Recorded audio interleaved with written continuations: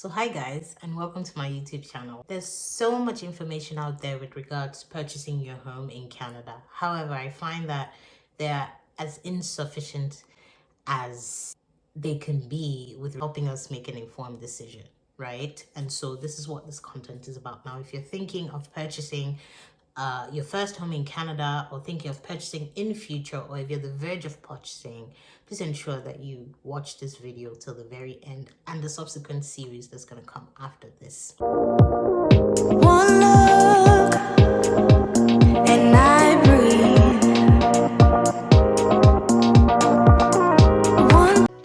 Welcome. And please don't forget to hit the subscribe button and put on your notification bells so that when any content comes out, you're very well notified. So today we're going to be talking about things you need to consider with purchasing your first home here in Canada, especially as an immigrant or not, but you just need to consider this. Now, as you guys may know, I purchased my first home last year in Canada, and boy, was that a hectic process.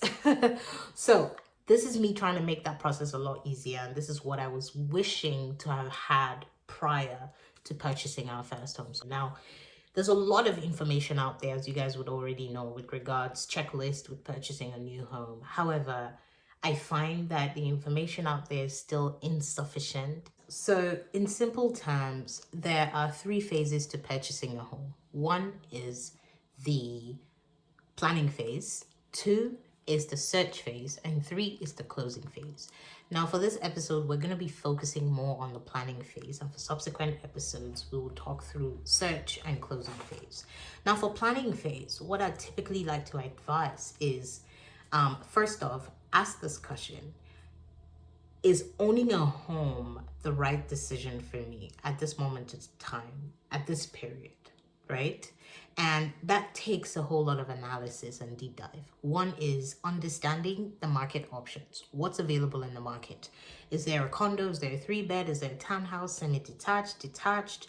Is there a bungalow option? Like, what options are available and at what price points? Now, with knowing that, you need to then go back to your personal finances to say, okay, what is my personal financial situation right now, right? In terms of, do I have the bandwidth to accommodate a home and all that comes with it, whether that's paying a mortgage, whether that's having the down payment, or your, my selling house, or your closing cost and all of that good stuff. What is like the future household income in your house? What is the current household income? Like, there are lots of things you need to look into from a personal finance perspective, and that differs by person, right? So you need to take that into account. The third thing you need to look at is your expected cost, in terms of, you need to determine holistically, whether between you and your partner, what is your highest purchase price point? Like, what is a deal breaker for you? What can't you go above, right? For us, in our case, we were like, hey, anything above 1.5 million, we're not going for it, right? It doesn't make economical sense or even financial sense, right? Having looked at our personal financing and everything else. Another thing you need to consider is, are you debt free? There, and by debt, don't assume is a big word, but essentially is, do you have a car that was pre-financed that you're having to pay back monthly? Do you have maybe a phone that you're having to pay back monthly, or anything else that you need to, you have a payment schedule that you have to essentially pay back on? If that's available, then you need to deduct that from your income, and whatever is left, that's what can essentially you can make an informed decision on, in terms of, are we ready to purchase, or do we need to wait it out for a certain period of time? So once you have determined your highest price point in terms of a deal breaker perspective, like what amount can't you go over when looking to purchase a house, then you need to understand, do I have the right savings to enable me successfully close on the purchase of the house? Now, what is critical, listen, is you need your down payment. In addition to your down payment, you need 3% of your purchase price for those one-off hidden costs, like I would call it, but hidden costs sort of, and I'll elaborate more in the coming series, but hidden costs is essentially those costs that that don't come out, in your face, right? They're costs that you find out over time, but definitely needs to be accounted for. Things like the one-off costs, like the legal fees, things like your moving fee, your home repair fee, installation fee, and so on and so forth. So let me pause there, and then we'll get to that in a moment.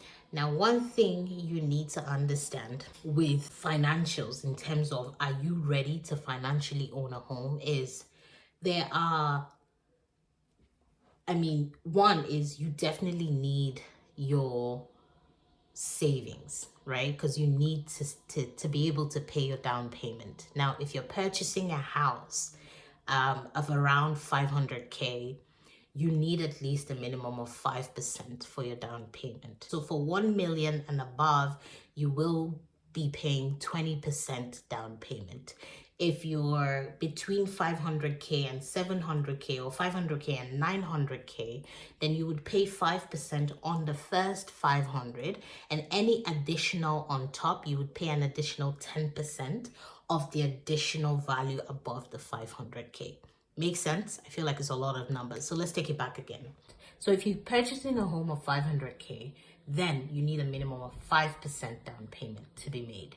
If you're purchasing a home between 500K and 700K or 500K and 900K, then you would need minimum of 5% down payment for the first 500K and any addition on top. So if it's 700K, the additional 200, you would need 10% down payment, additional down payment on that 200K.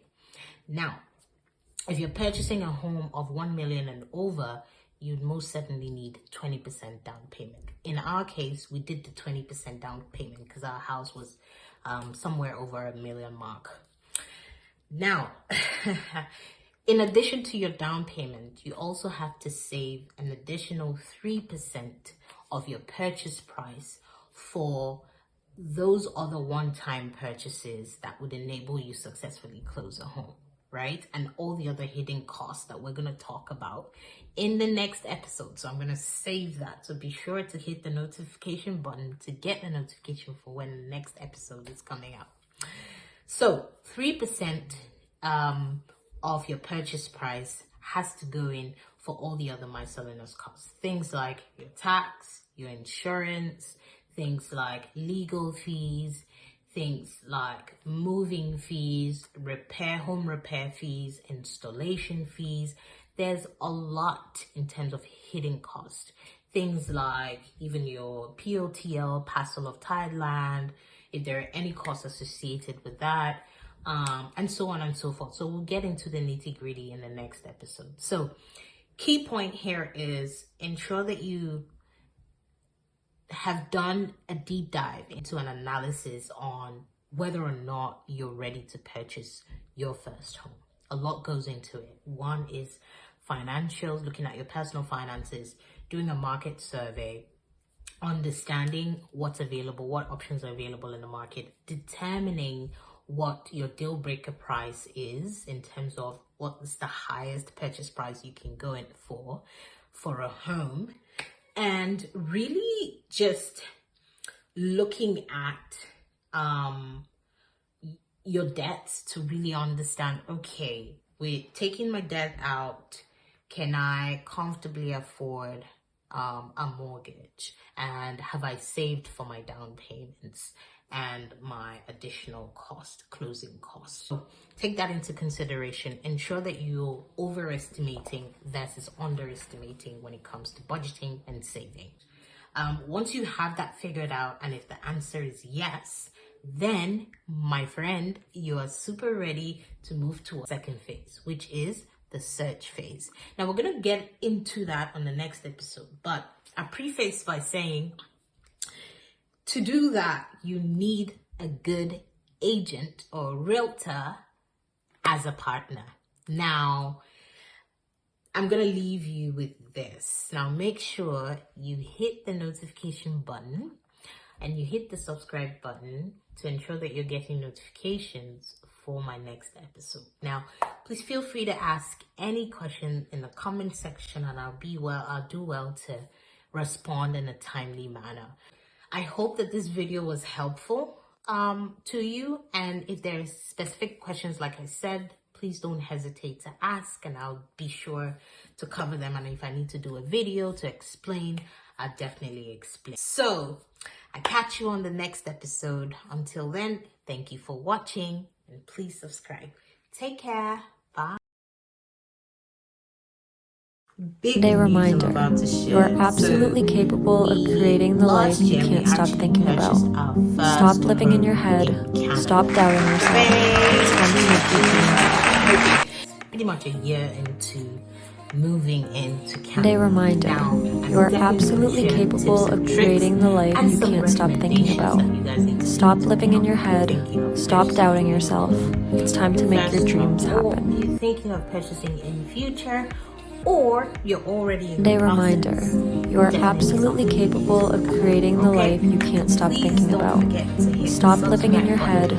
Stop doubting yourself. It's time to make your dreams happen. And if you subscribed already, thank you very much. Day reminder, And I look you are forward absolutely to capable of creating the life you can't stop thinking about. Stop living in your head. Stop doubting yourself.